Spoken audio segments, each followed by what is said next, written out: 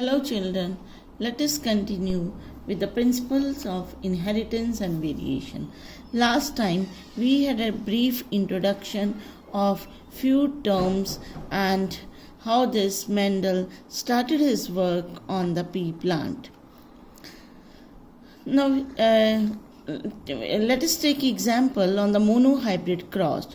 Last time we discussed what is a monohybrid cross. Inheritance of one gene.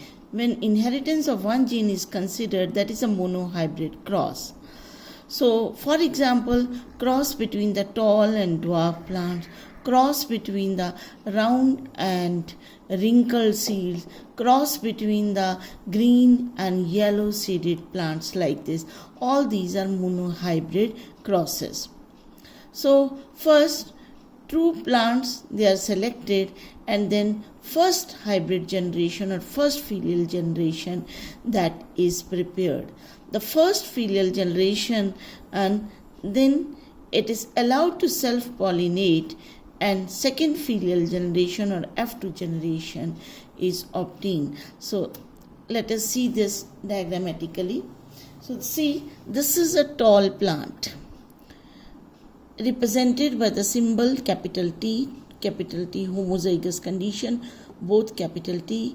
This is a dwarf plant, small t, because this is a recessive and a dominant character. When these true plants, they are crossed, the result is the first filial generation, F1 generation. Parents, F1 gametes, F1 offsprings. तो ये जो plants मिले F1 and तो all these they were tall, all they're tall, and phenotype is tall, genotype is TT. So again let us recall what is phenotype. External appearance, देखने में ये सारे plants tall थे. Internal genetic makeup, तो internally they are homozygous. As then self-pollination. In the second generation, they form two types of gametes, capital T, small t. And then we see that the result is 1/4 of the plants, they are dwarf, and these 75% plants and they are tall. तो जब सबसे पहले उसने cross किया toll और dwarf के बीच में, तब सारे के सारे टॉल आए. मीन्स कोई ब्लेंडिंग नहीं आई, कोई इंटरमीडिएट हाइट नहीं आई. सेकेंड टाइम सिर्फ उसने टॉल पेरेंट की ही सेल्फ पॉलिनेशन की. Then he found dwarf also. So that means Mendel concluded that this dwarfness was present in the first generation also, but it was hidden and it expressed in the next generation. So Mendel proposed that something is stably passed to the next generation through gametes. Something is passed from one generation to another generation through gametes. तो उसने उसको नाम दिया factors. Now we call these as the genes. तो Mendel ने word use किया था factors. Genes or factors, they are units of inheritance contain the information required to express particular trait. Genes which code for pair of contrasting trait are called alleles. For example, tallness and dwarfness, they are contrasting in traits, or they are the alleles of character height. So alphabetical symbol, they are used for this. Suppose T for the tall and small t for the dwarf. Conventionally हम क्या करते हैं, जो dominant होता है उसके लिए capital और जो रिसेसिव होता है उसके लिए स्मॉल लेटर यूज करते हैं. Plant pair of these height के लिए either it can be this, it's always diploid, it can be this, tall or capital T small t, again tall, or it can be small t, that is the dwarf. So Mendel proposed the true breeding tall or dwarf plants. That is the true breeding means homozygous. TT or small t, genotype. So phenotype means external appearance. So this is a tall, this is a dwarf, this is the phenotype. And phenotype of heterozygote. Heterozygote ये जो है इसका phenotype है tall, but genetically it is heterozygous tall or hybrid tall. So this is about the few results of the Mendel's crosses. Again we see here tall plant, parent, हमेशा हम इसकी labelling करते हैं साइड में. Parents, सबसे पहले ये parents हैं, P for parent, tall, dwarf. साथ में इसके हम जीनोटाइप लिखते हैं, पहले फिनोटाइप, जीनोटाइप. टॉल ट्रू लिए उसने सेलेक्ट किया, होमोजाइगस डोमिनेंट, यहाँ पे होमोजाइगस रिसेसिव. जब ये रिसेसिव है, ड्वार्फ है, स्मॉल टी, तो अगर हम होमोजाइगस नहीं भी लिखेंगे, it is understood that it is always homozygous, तभी वो एक्सप्रेस कर पाता है. इसका गैमीट एक स्टेप बीच में यहाँ पे, और जैसे gamete only one type, capital T. Here gamete only one type, small T. Fertilization, then capital T, small t. But these are all tall. They are heterozygous, so tall is dominant to dwarf. फिर इनको जब self pollination की तो इस plant ने दो तरह के पॉलन्स एंड दो तरह के एग्स बनाए. इधर मेल ये दिस टाइप के पॉलन एंड दिस टाइप के पॉलन. इसी तरह एग्स इधर कैपिटल टी टाइप और स्मॉल टी, सेल्फ पॉलिनेशन है. तो इसको हम इस तरह से हम क्रॉस करके कैपिटल टी, यहाँ से कैपिटल टी, स्मॉल टी, ये और इसका ऊपर से ये, और देन दिस इज, तो ये हम इसका रिजल्ट निकालते हैं. So in this way we see that the ratio is 3:1. 3 they are tall, 1 is dwarf. But this is phenotypic ratio जो देखने में होती है. Internally this ratio is 1:2:1. यानी कि this is the genotypic ratio, 1:2:1. So we can represent this production of gametes and formation of zygotes in the form of a sucker that is known as Punnett sucker, and this was developed by a British scientist C. Punnett. तो उसके नाम से इसको Punnett सुक्योर किया है. तो इससे हमारी ग्राफिकल रिप्रेजेंटेशन से बहुत इजी हो जाती है. जैसे हम एक तरफ के मेल गैमीट इधर लिख देते हैं, फीमेल गैमीट इधर लिख देते हैं, एंड रैंडम फर्टिलाइजेशन. जैसे ये फर्स्ट एक gamete T, then small T. तो यहाँ पे ये नहीं है कि ये दो ही गैमीट बनेंगे. गैमीट्स या एक ही गैमीट बन रहा है, capital T. Gametes are many, means pollen grains तो बहुत सारे बन रहे हैं, बट टाइप एक है. सो do not get confused that is the number of gamete is 1. No, it is a type of gamete, that is only one type. Number 100 हो सकते हैं, 200 हो सकते हैं, कितने भी हो सकते हैं. ठीक है.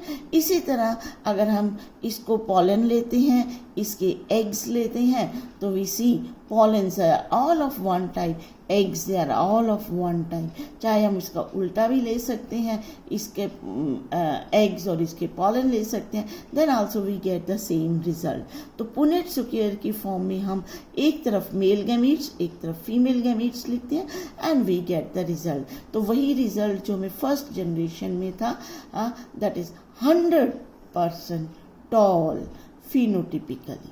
और फिर जब इसकी सेल्फिंग की गई, सेल्फिंग के बीच में जो है कैपिटल टी, इसी एक ही प्लांट लिया गया, रादर हम इसको क्रॉस भी नहीं दिखाते हैं, वी से दिस सेल्फ पॉलिनेशन। तो mail pollen grains, they are from two types, capital T, small t. Eggs, they are from two types, capital T, small t. At the random fertilization, this is the result, and 50%, and in the F2 3/4 tall 1/4 dwarf, ये तो थी phenotypic ratio, 3 tall और 1 dwarf। लेकिन जब हम इसकी genetical ratio देखते हैं 1/4 जो है वो प्योर टॉल है, ये होमोजाइगस टॉल, 1/4 जो है वो प्योर ड्वार्फ है, एंड जो दो हैं ये टॉल है but they are heterozygous as tall. Then what is a test cross? Suppose जो डोमिनेंट कैरेक्टर होता है जो टॉल है उसका हमें पता नहीं चलेगा कि उसका जेनेटिक मेकअप क्या है। टॉल है तो हमें नहीं पता कि वो कैपिटल टी है या कैपिटल टी स्मॉल टी है, देखने में बस टॉल है, लेकिन जेनेटिक मेकअप क्या है तो वो हमें नहीं पता।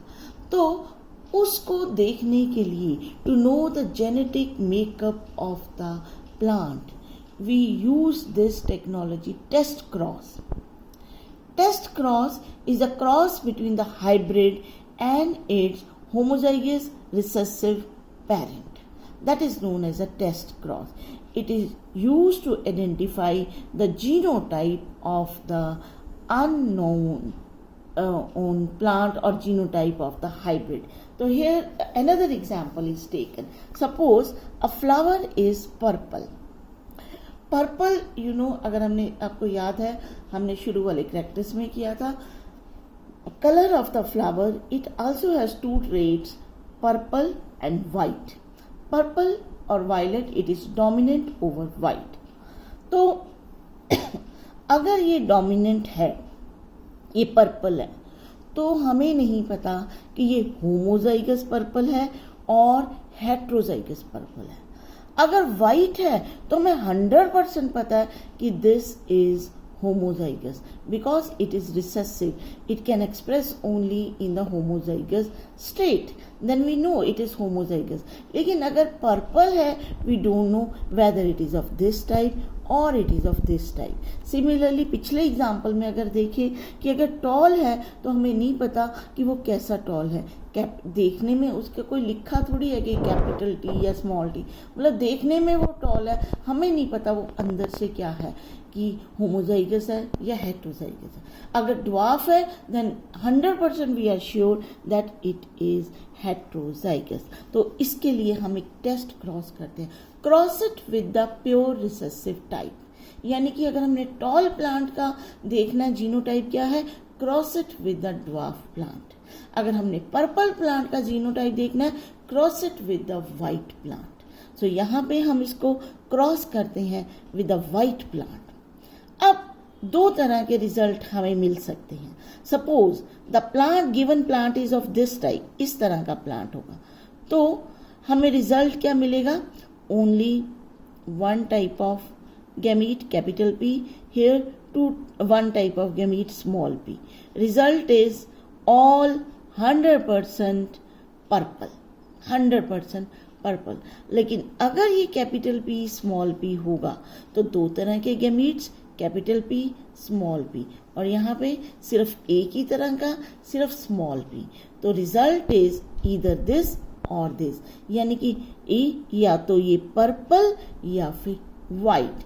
तो यहाँ से हम अंदाजा लगा सकते हैं, if cross it with the white plant यानी कि pure recessive type, if the result is 100% purple, the given plant is homozygous purple. If the result is 50% purple, 50% white, the given plant is heterozygous as purple. So in this way, by the test cross, we can confirm our result. So these are the Mendelian laws of inheritance. अभी तक हमने जो law किए, law of dominance and law of segregation. पहला law of dominance, characters are controlled by the factors. Factors always occur in pair. In dissimilar pair, जब factors अलग अलग होते हैं heterozygous में, one member is dominant या express itself, the other member cannot express itself in the presence of the dominant. This is called recessive. So one expressed, that is known as dominant, other unexpressed or hidden, that is known as the recessive. This is the law of dominance. तो ये उसने किया था, जितने उसने 7 character study किए सब में उसको ऐसे रिजल्ट मिले कि सभी में जो था एक ट्रेट डोमिनेंट था और एक रिसेसिव था, कोई उसको एक्सेप्शन नहीं मिली। फिर उसने जो सेकेंड लॉ ऑफ सेग्रीगेशन देखा कि when a pair of factors for a character they are brought together in a hybrid, यानी कि जब हेट्रोजाइगस कंडीशन होती है, they segregate during the formation of gametes. तो जब भी पेयर ऑफ फैक्टर्स आता है तो हमेशा segregate during the gamete formation, यानी कि डिप्लॉयड कंडीशन में हैप्लॉयड हमेशा gametes are always haploid. Alleles do not blend and they are always haploid. तो ये segregation मतलब separation. Factor separate during gamete formation. So you can say gametes are always pure for a character. It's also known as law of purity of gamete. They are never hybrid. तो gamete क्या होगा, या capital T और small t, never hybrid. या अगर हम colour की बात करें, ईदर कैपिटल P और small p, never both.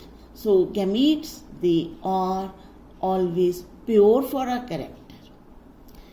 So that is the law of segregation. So do some problems of law of segregation and law of dominance from your NCERT, then only you will get the practice. Thank you so much.